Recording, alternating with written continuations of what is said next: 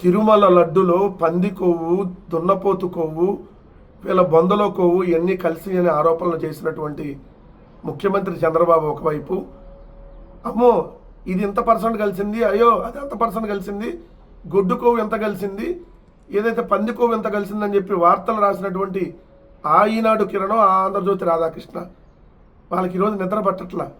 అరే జంతువుల కొవ్వు కలవపోతే ఎలా, కలవాలి కదా, ఆ కలిసిన లడ్లే కదా మనం కూడా తింది అని చెప్పి రాయాలి కదా వార్తలు.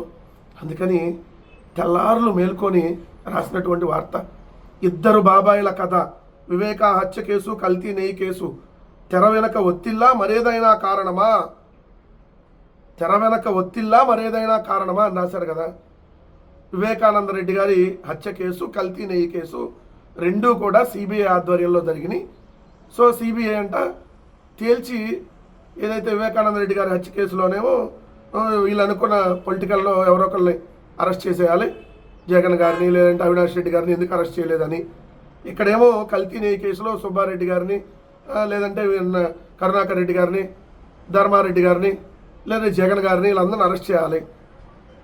అది వీళ్ళ వార్త ఉద్దేశం. కడుపుకి అన్నం తిని ఏ రోజు మీరు వార్తలు రాయారంటానికి ఇదే నిదర్శనం. సిబిఐ తెర వెనక ఒత్తిల్లా మరేదైనా కారణం అని రాశారు కదా సిబిఐ మీద. మీకు సిగ్గుంటే చంద్రబాబు నాయుడు చేత కేంద్ర ప్రభుత్వం నుంచి వైదొలగమని చెప్పండి, ఎన్డీఏ ప్రభుత్వం నుంచి చంద్రబాబు నాయుడిని తప్పుకోమని చెప్పండి సిగ్గుంటే.